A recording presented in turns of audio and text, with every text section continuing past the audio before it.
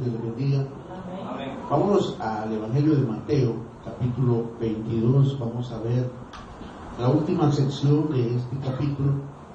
Y es sumamente importante que podamos entender esta porción. El tema es: ¿quién es Jesucristo? ¿Quién es Jesucristo? Es el tema que vamos a compartir en esta hora. Vamos a leer del versículo 41 al 46.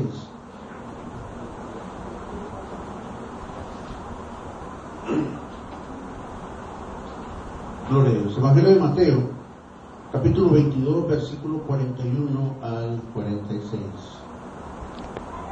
Gloria a Dios.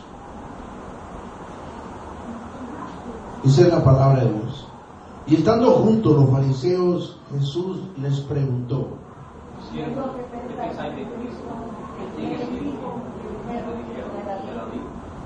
Él les dijo: pues, ¿cómo David en el Espíritu le llama Señor diciendo: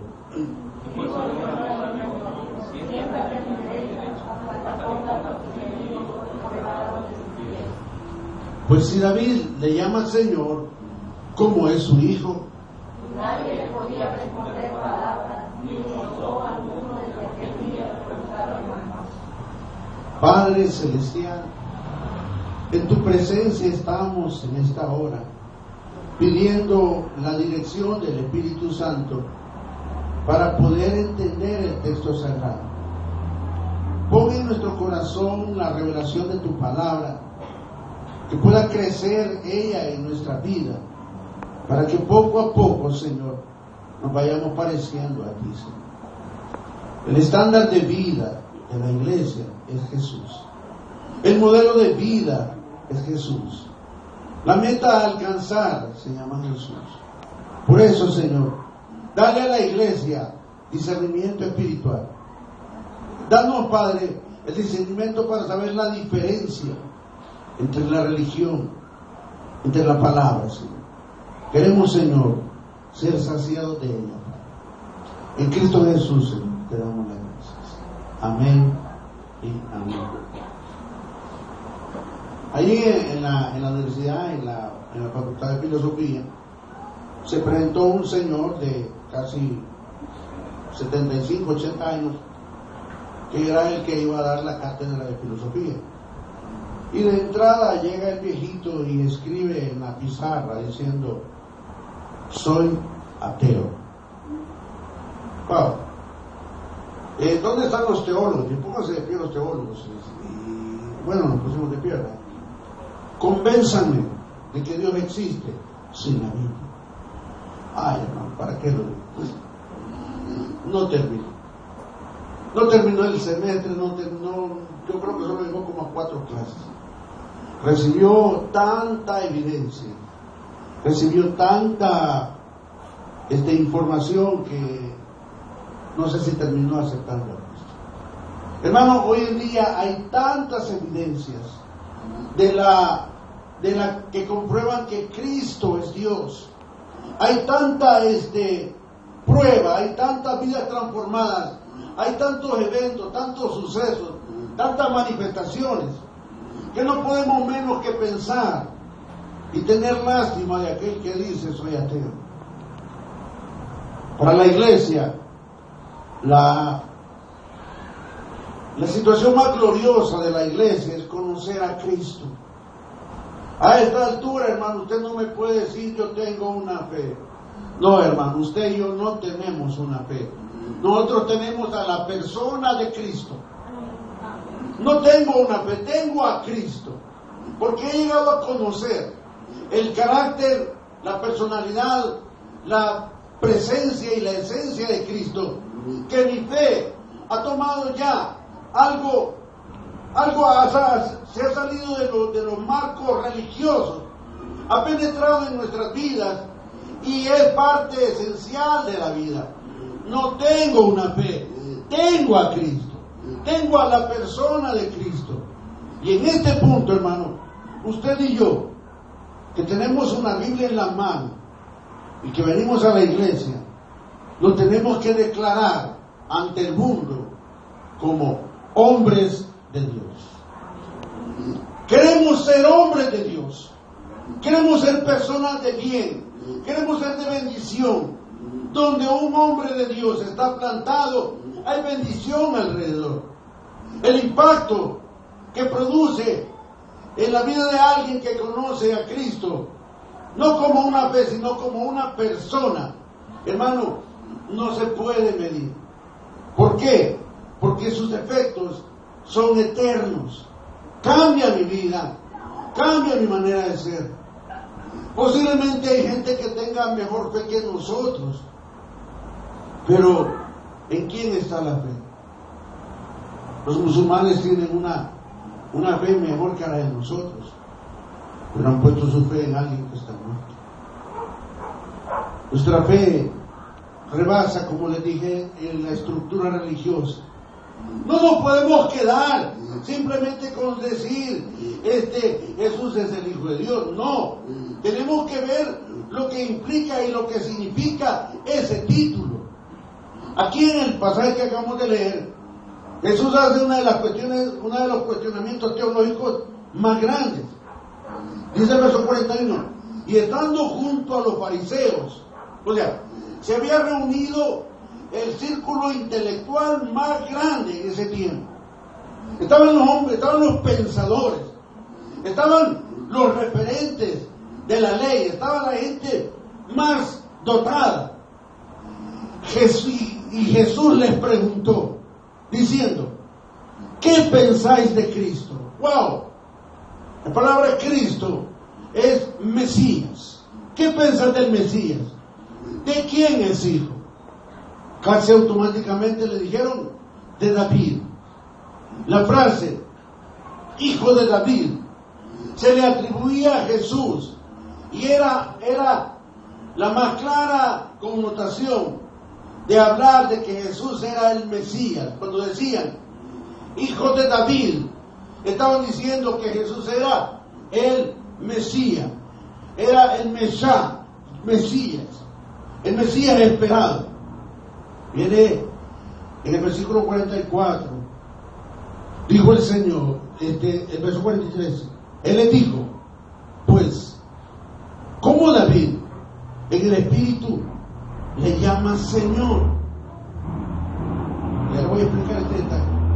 ¿Cómo pues David en el Espíritu le llama Señor diciendo, dijo el Señor a mi Señor, siéntate a mi derecha hasta que ponga a tus enemigos por estrado de tus pies? Sí, pues si David le llama Señor, ¿cómo es que es su hijo? Anote, Jesús no es el hijo de David. Jesús es el rey de David. En la tierra se le daba ese nombre o ese título, anunciando su ministerio terrenal como el Mesías de Dios. Pero en su posición, en su deidad y en su gloria, Jesús no era hijo de David. Jesús era el rey de David. Por eso le dice aquí, si David le llama Señor, si David llama a Jesús Señor, ¿cómo es que es su hijo? Jesús toma esta porción del Salmo 110. Vámonos al Salmo 110, que es uno de los salmos mesiánicos más gráficos, más expresivos de la persona de Jesús. Y precisamente el Señor toma esta porción. O sea, eso le hace una de las preguntas teológicas que hasta ahorita pues no lo han podido resolver los judíos. Dice el verso 1 del Salmo 110. El Señor, Jehová, Elohim, dijo a mi Señor. Ojo, miren cómo ocupa David las palabras. Jehová dijo a mi Señor, siéntate a mi diestra hasta que ponga a tus enemigos por estrado de tus pies. ¿A quién le estaba hablando David? A Jehová. ¿Y de quién estaba hablando David? Miren qué tremendo. Jehová dijo a mi Señor: siéntate a mi diestra. O sea que David conocía al Mesías. Dios le dice a David: Jehová dijo a mi Señor. ¿Quién era el Señor de David? Era Dios.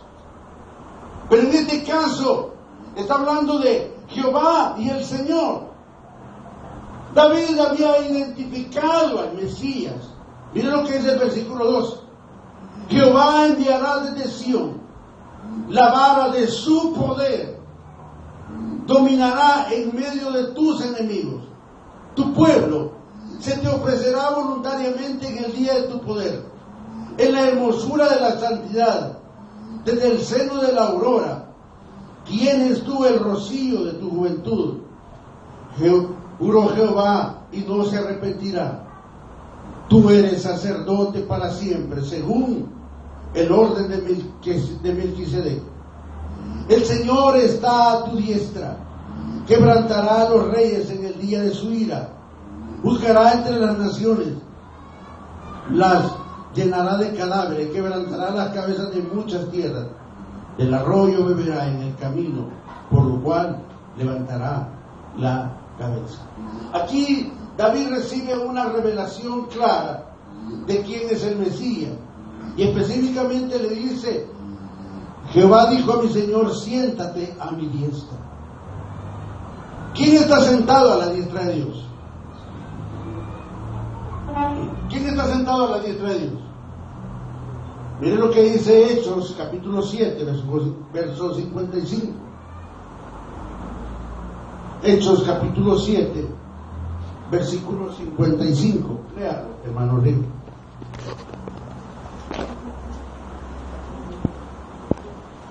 La misma visión que tuvo David la tuvo Esteban, pero Esteban es más claro, es más explícito en decir quién es. Hechos 7:55, ¿qué dice? Pero Esteban, lleno del Espíritu Santo, puesto los ojos en el cielo, vio la gloria de Dios y a Jesús que estaba a la diestra de Dios. Aleluya. Aquí hay algo revelador y algo muy importante. Ninguna revelación, ninguna evidencia llega a nuestra vida si usted y yo no estamos llenos del Espíritu Santo. Así como este señor se presentó ahí en la universidad abiertamente diciendo: soy ateo. Él sabía, él supuestamente tenía pruebas de que Dios no existía. Y toda su vida llegó a los 80 años creyendo que Dios no existía. Lo triste va a ser que cuando este señor muera, ¿a quién cree que va a encontrar? Al que dijo: tú no existes. Va a ser demasiado tarde.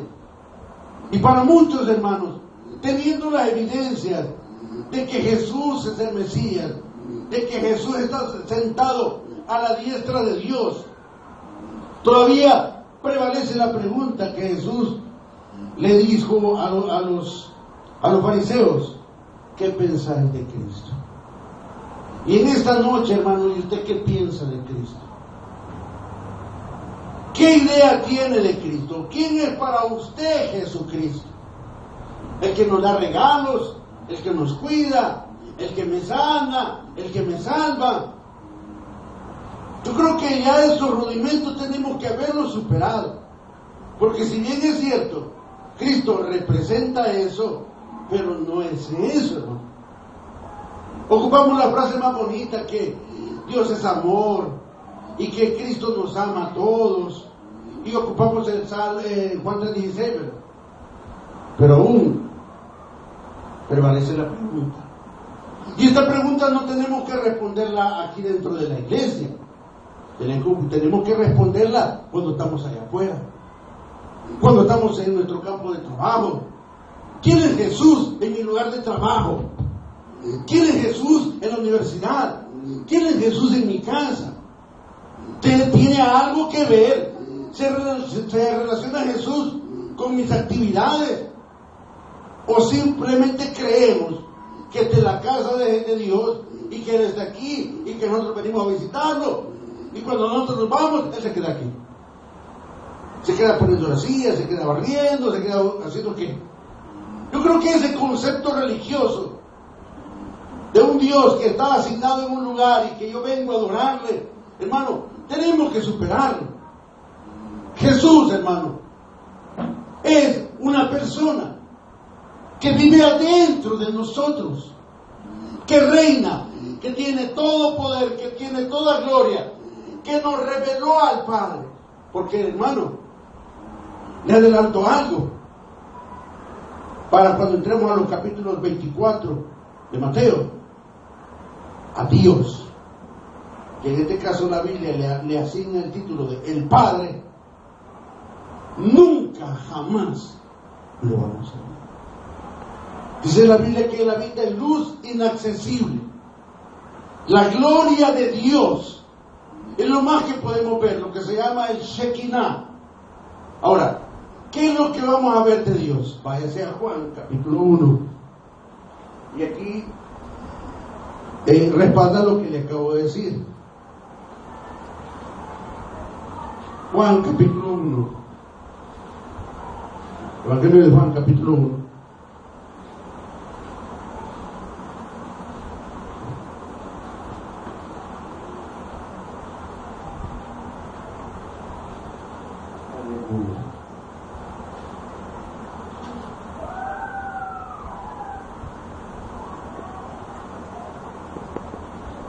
¿Ya lo tenemos?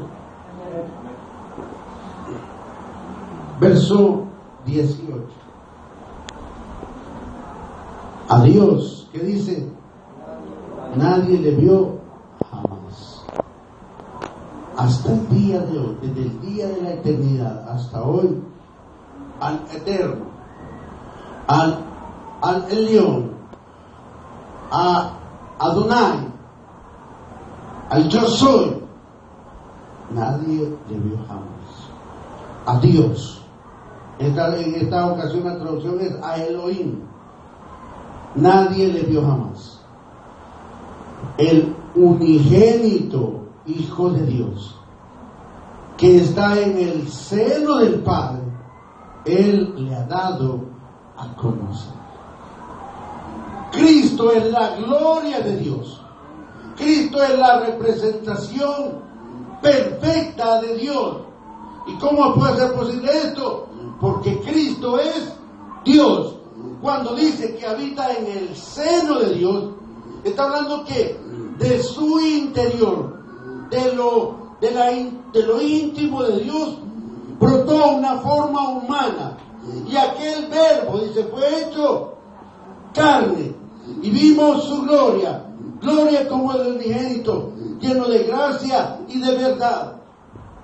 Por eso es bien importante, hermano, que tengamos claro y bien subrayado quién es Jesús. La religión nos presenta a un Jesús cargando una cruz. Él ya no está cargando una cruz. La religión nos presenta a un Jesús, un bebito. Él ya no es un bebito. La religión nos presenta diferentes cuadros de Jesús, pero ninguno de esos cuadros es de Jesús. De hecho, Él dice, no te harás imagen de mí, dice, ninguna imagen. Es tanta su gloria, es tanta su perfección, hermano, que no podemos asemejarle a nada. Entonces, ¿quién es Jesús? Es la gloria de Dios. El Shekinah, la luz inaccesible, la palabra tomó forma. Miren lo que dice Juan 1:1. En el principio era la palabra, que es el verbo. Y el verbo era con Dios. Y el verbo era Dios. Este era en el principio con Dios. todas las cosas por Él fueron hechas. Y sin Él, nada de lo que ha sido hecho fue hecho. ¿Por qué? Porque en Él, ojo, a Cristo no se le impartió la vida. ¿Qué dice el verso 3?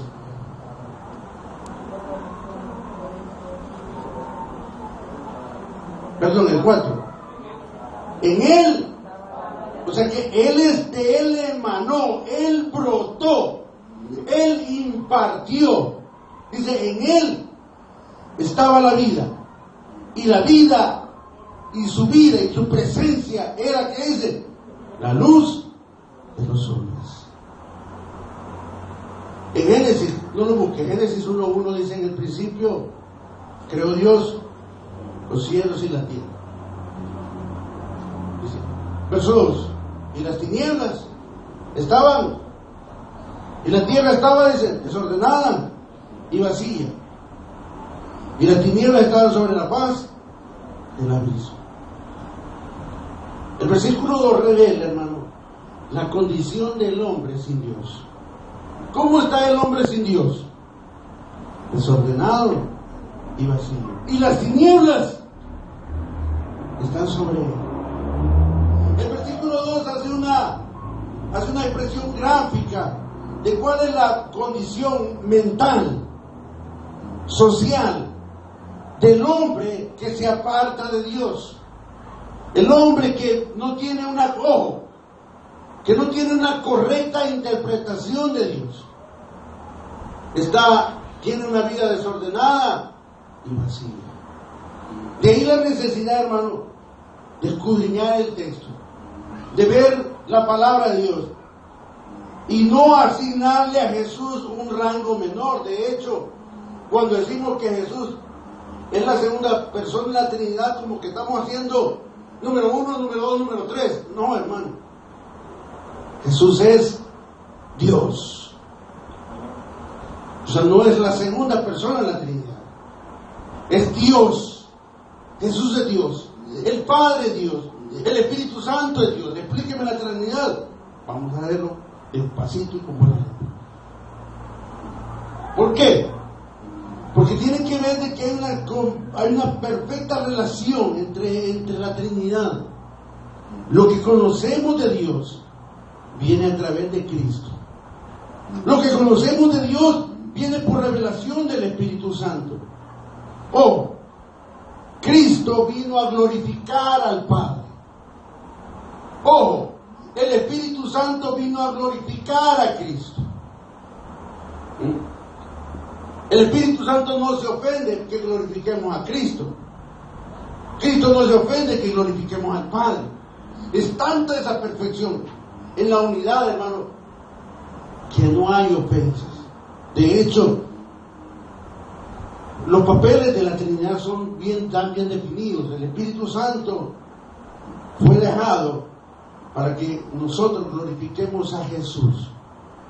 No se nos olvide su obra redentora y su presencia en nosotros. Jesús, mientras estuvo en su ministerio terrenal, vino a glorificar al Padre. Todo es al Padre. Todo va dirigido al Padre. Es más, de Él emana el amor. Cristo hace auténtico ese amor y el Espíritu Santo lo certifica como el testigo fiel. Lo que yo conozco de Dios es a través de esta luz inaccesible. Miren lo que dice el versículo 5. La luz en las tinieblas resplandece y las tinieblas no prevalecieron contra él. Hubo un hombre enviado de Dios, el cual se llamaba Juan. Hubo un hombre enviado de Dios, el cual se llamaba, simple y sencillamente, Juan. Miren, un nombre muy común. Le pudieron haber puesto Pedro, Pablo, Rigo, Oscar, le hubieran puesto cualquier otro nombre. Pero ¿qué era lo que destacaba a este hombre? Que era enviado de Dios. Cuando yo conozco a Cristo, me convierto en un enviado de Dios. Ahí la importancia de su estilo de vida. De ahí la importancia de sus palabras. De ahí la necesidad de crecer en la gracia y en el conocimiento de Dios. Cuando yo me entrego a Cristo, yo me convierto en un hombre de Dios. Algo ocurrió en mí. Mis prioridades cambiaron. Mi vida cambió. Y para crecer tengo que caminar en base a la revelación de la palabra. Y ahí la pregunta del tema: ¿quién es Jesucristo? Si usted dice que Jesucristo es su Dios, sígalo. Si usted dice que Cristo es la luz, sígalo. Si usted dice que Cristo es la verdad, andemos en la verdad. Pero muchas veces como que el mensaje está muy diferente al mensajero, ¿verdad? Decimos cosas muy bonitas, pero hacemos cosas muy feas. Hablamos de Jesús, pero también hacemos y decimos otras cosas que no las diría ni las haría Jesús. Entonces, como que hay una disfunción entre el mensaje y el mensajero, ¿verdad? ¿Será porque conocemos a un Jesús religioso? Conocemos a un Jesús que me queda exactamente a la medida. Mire, pero sí que Jesús es... No, Jesús es buena onda. Y que mire, ¿cómo tapa mi pecado? Jesús no, es que Jesús es buenísimo. Es un amigazo.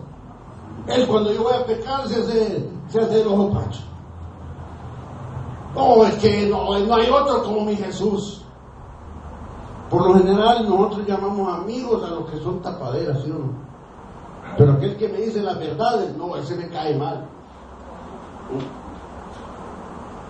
O sea, Jesús estaba más interesado en que le conociéramos profundamente. Él no vino a traer una nueva religión. Él no nos vino a traer una nueva y fresca unción.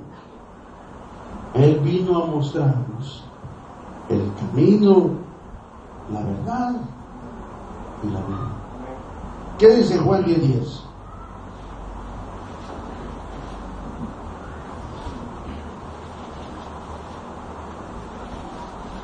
El ladrón no viene sino para hurtar y matar y destruir. ¿Quién es el ladrón? Satanás. ¿Cuál es la misión de Satanás en este mundo? Hurtar, matar y destruir. ¿Cuál es el evangelio del diablo? Hurtar, matar y destruir. Quiere hurtar lo que es de Dios y presentarlo. Mire, decía un hermano, ¿verdad? Así como hay CD piratas, ¿verdad? Hay cristianos piratas, chaveleados, baratos. Un CD original, ¿cuánto vale? Wow, 15, 16 dólares. El mismo CD.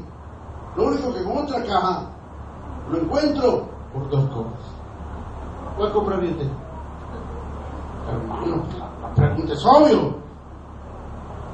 ¿Sabían ustedes que tenemos un evangelio tan barato que ni a mí mismo me convence? Tenemos un evangelio tan común y tan corriente, hermano, que ni yo me doy cuenta de lo que digo. Por eso, hermano, es que tenemos que abrir nuestros ojos y entender quién es Jesús. No es el que la religión ha predicado, no es el que me han enseñado, es el que yo en la intimidad he descubierto Porque Dios viene para que usted y yo tengamos intimidad con Él. A Jesús no le interesaban las masas, a Él le interesaba usted. Él no estaba tan interesado en darle de comer a la gente, sino en que lo conocieran a Él, lo amaran a Él. ¿Cuál es el Evangelio de Jesús? Siempre en verso 10. Yo he venido para que tengan vida y para que la tengan en abundancia. No habla de una mera existencia, habla de un deleite, de algo pleno. Cuando yo encuentro a este Jesús que está aquí, hermano, inevitablemente tengo que dejar al Jesús que me enseñó la religión. Porque, hermano, a veces los evangélicos nos portamos como religiosos. Si tú dices, no haces lo que yo digo, no son mis seguidores. Porque si nos vamos a poner el nombre de cristianos, tenemos que desear ese nombre. Pero si yo me pongo el nombre de cristiano y hago lo que un cristiano no haría, entonces ¿qué pasa? Es como que yo vaya con un equipo y me ponga la camiseta del otro equipo. Hermano, en el momento lo matan. O sea, es importante ver y entender que lo que Jesús le estaba tratando de explicar a los judíos es que desde el Antiguo Testamento Él había sido profetizado como el Mesías. Y ojo, esto era tan importante para el pueblo de Israel que hasta la gente de más baja condición estaba esperándolo. A gente como Bartimeo, cuando oyó pasar a Jesús, ¿qué dijo? Yeshua, Yeshua, hijo de David. Jesús, hijo de David. Alguien que no tenía letra, alguien que no había ido a un colegio de teología, que quizás no llegaba a la sinagoga, pero había en su corazón la esperanza de que iba a venir un Mesías. Y le digo, lo encontró. Y si un ciego como Bartimeo lo encontró, ¿por qué usted y yo no? Y esto nos confronta con nuestra realidad. ¿Cuál es mi realidad en relación con Cristo? ¿Cuál es mi experiencia en relación con Cristo? Porque sus credenciales son imponentes. Miren lo que dice Hebreos, capítulo 1 de Hebreos. Todos los textos son del capítulo 1. Hebreos, capítulo 1. Ojo.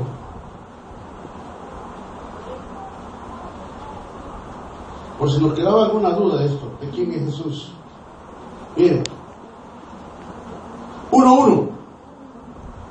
Dios, el Eterno, que dice, habiendo hablado muchas veces y de muchas maneras en otro tiempo a los padres por los profetas, en estos postreros días, ¿qué dice?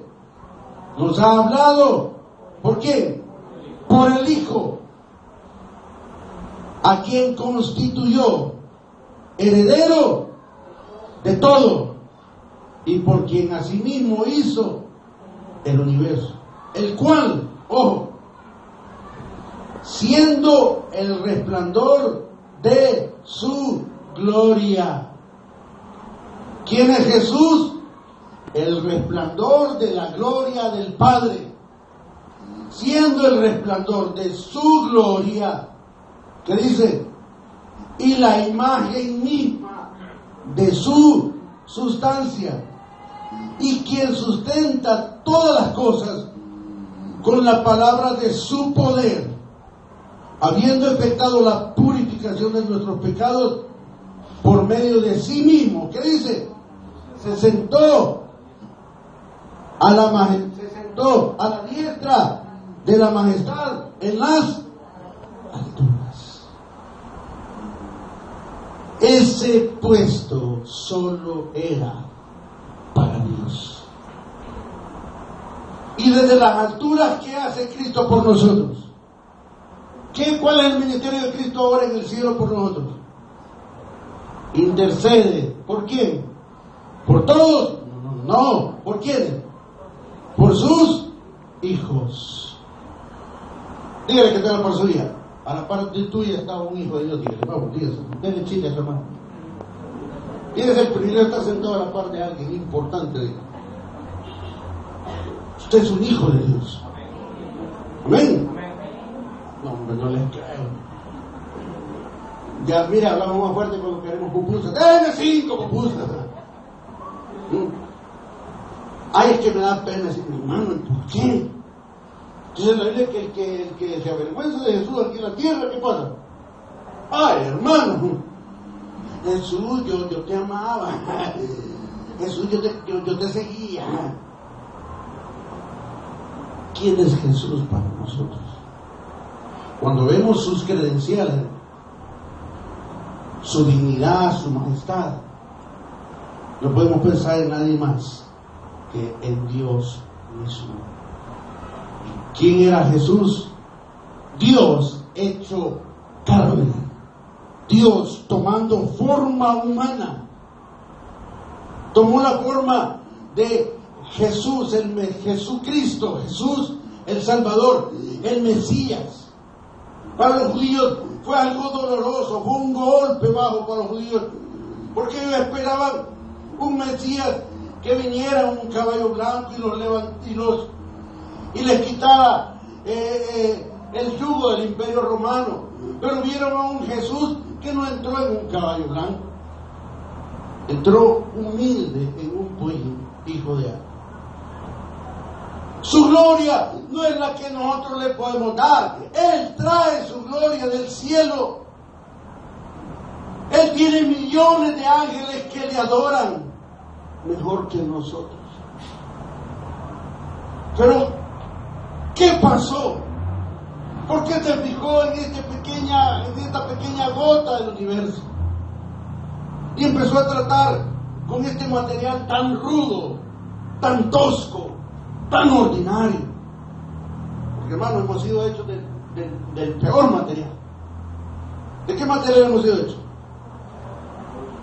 Del que se le pega en la suela de los zapatos, hermano. De ese material, porque él dice que agarró tierra y de la más fea y hizo, y tan bonito le quedó que no se...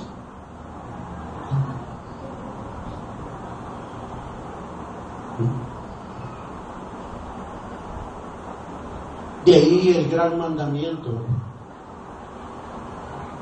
Yo tengo que amar a Dios como Él me amó. Si no, no sirve. Por eso es que a veces nosotros insistimos, me amás. El esposo le pregunta a la esposa, me amás. A veces la ropa no está tan chava, el café no tiene azúcar, agradece que el sorbo le pongo. Me amás. De hecho, hermano, es una palabra que nos estimula y nos cambia el estado de ánimo. El oír, sentir, sí te quiero. Cuando Jesús le pregunta a Pedro, Pedro, ¿me amas? ¿Qué cree que le dijo Pedro? Sí, Señor, te quiero. Pedro representa quizás a la raza humana. Esos nos aman. Nosotros decimos, sí, Señor, te quiero. Yo creo que el Señor ya está cansado de que le digamos te quiero. El te quiero se lo podemos decir hasta a un gatito, a un perito. Pero amar es cosa seria. Amar es renunciar. Amar es sacrificar a mí mismo, sacrificarme a mí por el bien del otro. Las madres saben lo que es eso, porque por sus hijos pueden dar y hacer cualquier cosa. Y si usted y yo, siendo imperfectos, podemos hacer cosas grandes, ahora imagínense que Dios, que es perfecto, cuando usted y yo entendamos quién es Jesús, hermano, su vida va a cambiar. Porque no se admite que después de haber conocido a Jesús sigamos siendo los mismos. Yo acepté a Cristo y hace como 40 años, pero sigue el mismo caitudo, el mismo indio. Quizás no lo hemos aceptado.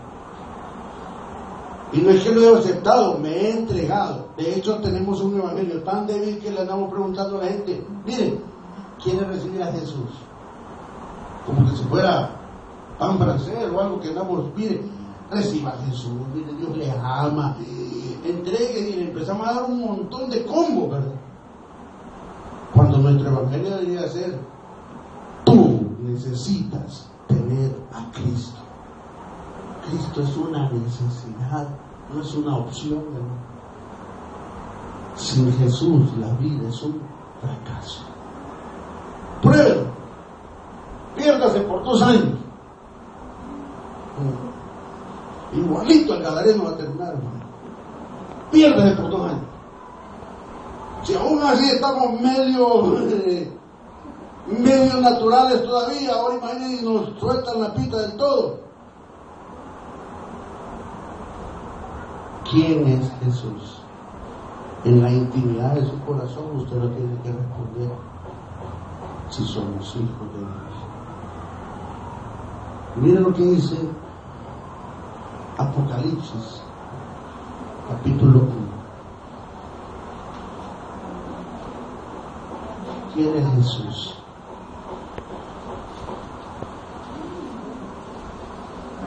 Este libro fue escrito a causa de Cristo. ¿Qué es el Apocalipsis? La revelación. No. Mire, el mismo libro nos dice que es el Apocalipsis. ¿Qué es el Apocalipsis? 1:1, ¿qué dice?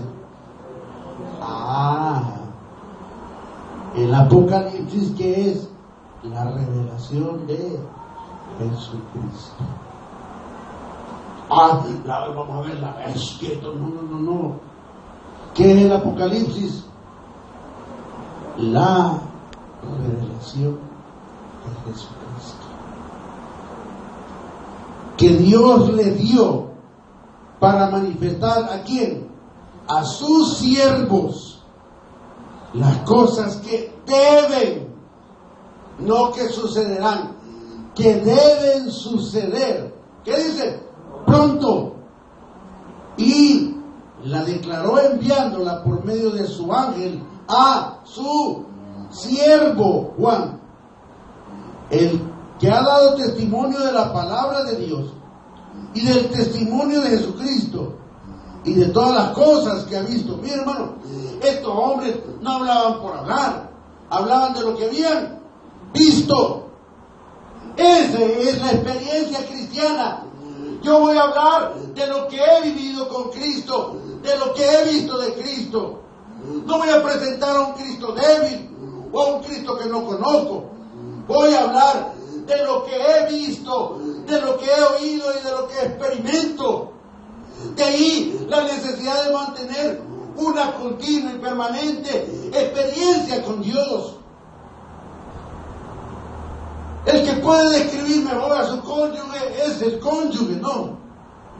¿Por qué? Porque viven juntos, comparten juntos, se conocen íntimamente. Es así mi relación con Jesús. Le conozco de tal manera que puedo hablar con autoridad, de tal manera que la gente quede como los fariseos, que no nos puedan decir nada. ¿Qué haría si usted se presenta con un ateo?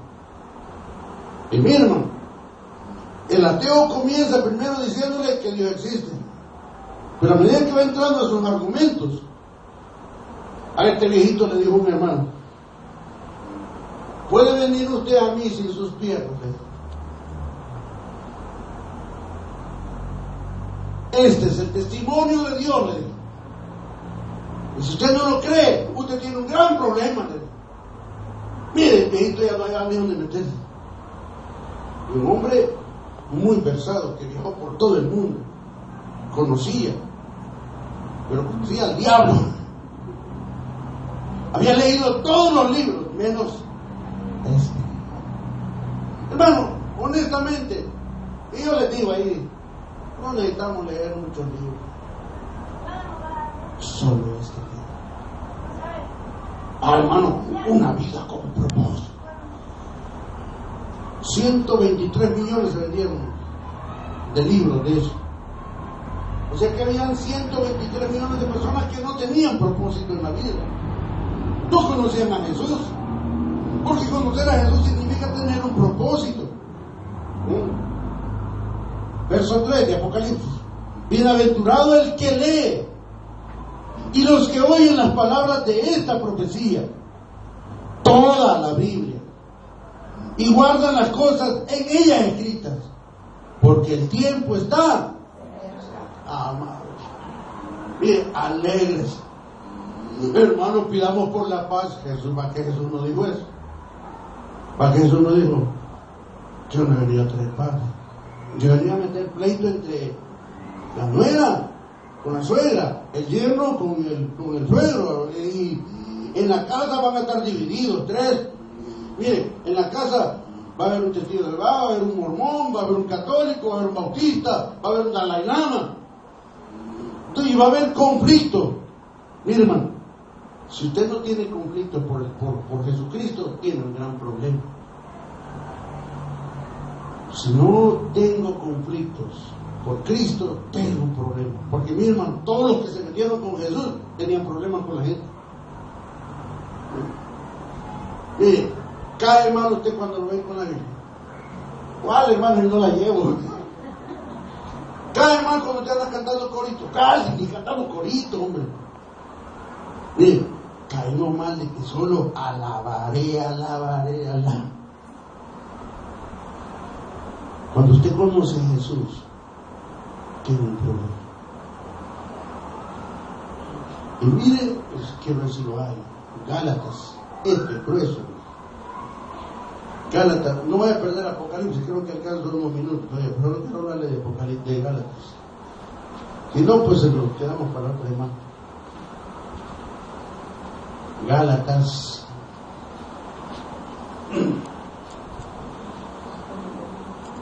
Gálatas está antes de Efesios.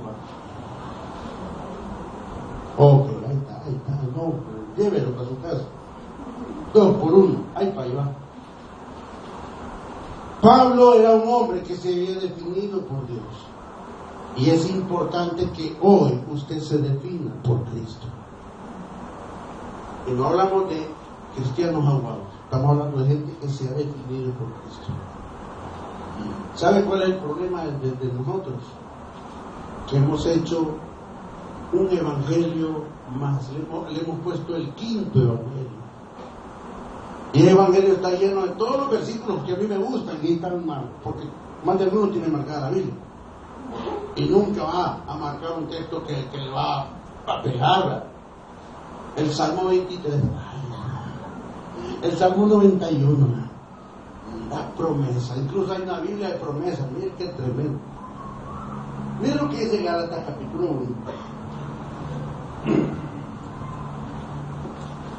1. Ustedes sí. Versículo 10, léalo, hermano pastor. Pues busco ahora el favor de los hombres o el de Dios, o trato de agradar a los hombres, pues si todavía agradara a los hombres, no sería siervo de Cristo. Como cuando se pincha la llanta.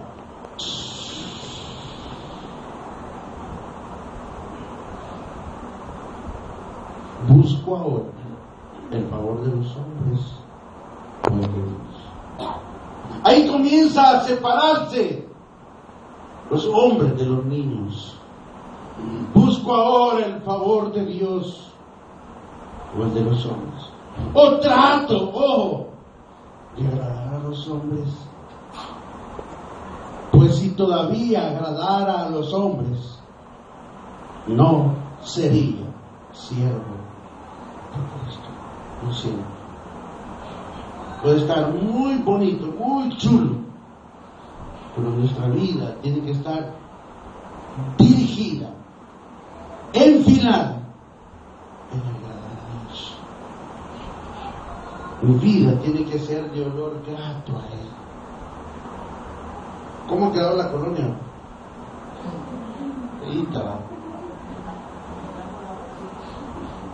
Pues el pecado lleve más que eso. Y a veces está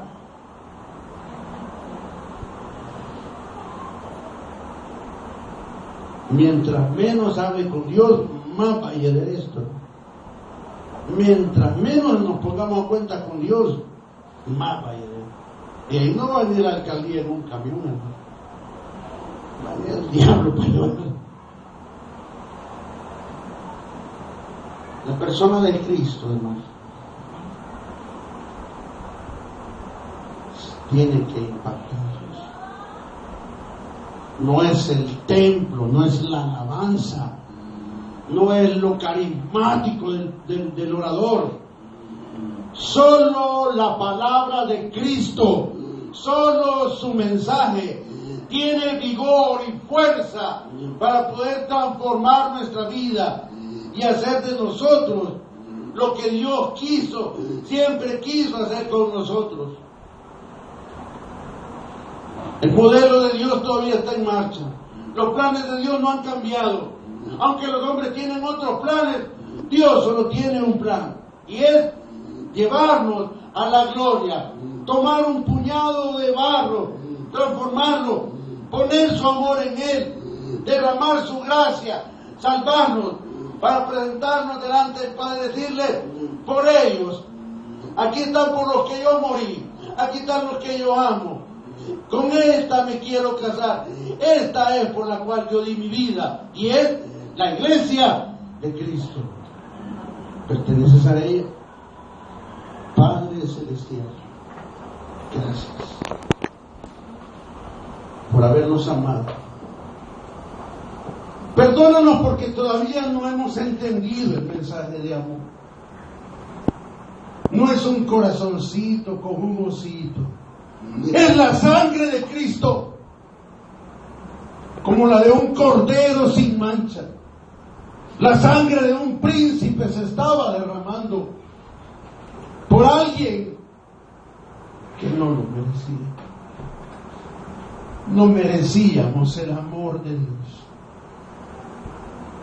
No merecíamos que Dios nos amara y nos mostrara ese amor en la cruz. La prueba más grande de amor es la que se hizo en el Calvario.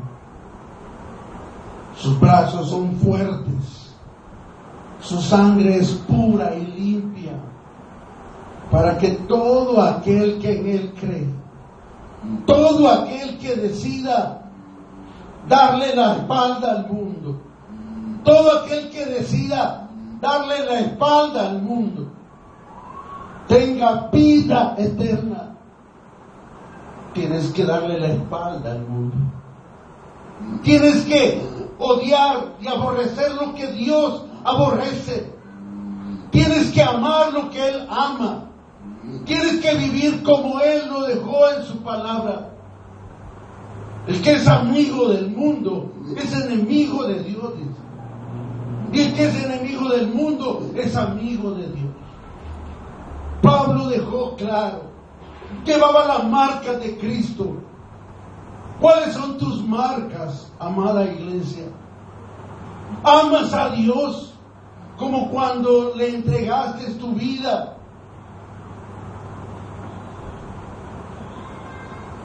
¿O ya no hay amor? Tengo contra ti, dice, que has dejado tu primer amor. Tu primer amor no es tu esposa, no es tu padre ni tu madre, ni tus hijos. Iglesia, tu primer amor se llama Jesús. A Él le debes todo, todo lo que tienes y todo lo que vas a recibir. Brota de ese amor. Tu primer amor, iglesia, se llama Jesús.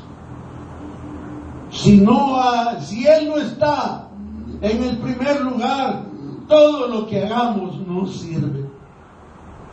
A Jesús no le damos las obras. Iglesia, ¿aceptarías que te den sobras? A Jesús no se le da las obras, a Él se le da lo mejor. Y si encuentras algo en tu vida, dáselo a Dios. Lo mejor que encuentres en tu corazón, dáselo al Señor. Queremos que Dios haga cosas, pero no nos hemos preguntado que Dios quiere que yo haga cosas también. Padre, perdónanos, porque hemos dejado de amarte, Señor. Hemos dejado de sentir el fuego, la pasión y el amor por ti. Nos hemos acomodado a una vida, Señor, que muchas veces no expresa el poder y la gloria de Dios. En nosotros no hay bondad, pero en Cristo las cosas cambian. Padre, perdónanos, renuévanos, restáuranos. Cada día es una oportunidad, cada día es una página en blanco que escribimos. Al final de este día, ¿qué has escrito? Gritos, pleitos, quejas, temores, dudas, reclamos. ¿O has escrito, te amo, te amo, te amo, te amo, te amo? Cuando alguien está enamorado, esa palabra es especial. Pero cuando se va el brillo del amor, esa palabra es dura y es carga.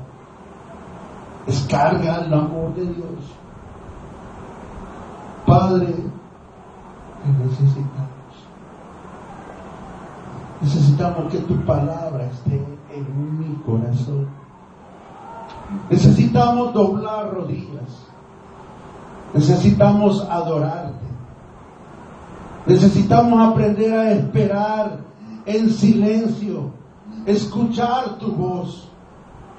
Las cosas no van a cambiar. Pero Dios ha prometido una provisión. Porque mientras haya oscuridad en el mundo, en la tienda de los justos, voz de júbilo y de salvación. En la tienda de los justos habrá luz. Mientras que en el mundo hay escasez, en tu casa habrá abundancia. Mientras en el mundo falta el pan, en tu mesa no faltará. Dios ha prometido estar con nosotros. Dios ha prometido darnos el maná de su presencia. Dios ha prometido llenar nuestras necesidades para los que están en el Señor. Padre, enciende nuestra lámpara. Llénanos de gracia y de verdad, Señor. Nos reconciliamos contigo, Padre, y te pedimos perdón. Porque muchas veces nos hemos olvidado de ti.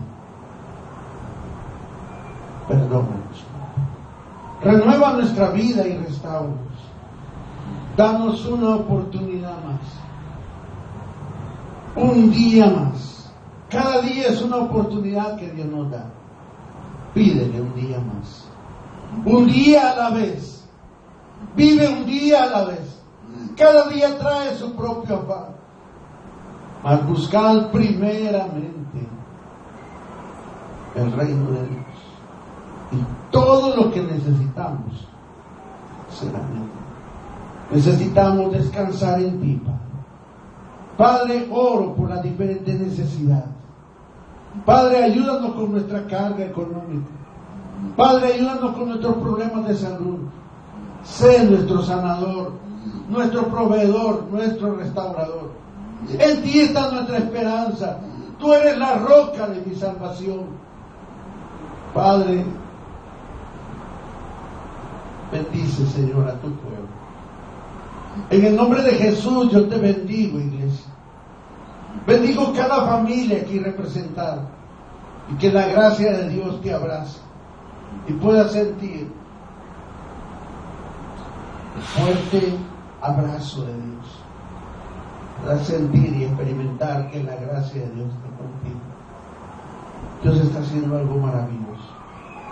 Solo deja que Él siga obrando, siga quebrantando, siga renovando, siga restaurando. Dios es. Jesús es Dios. Es la persona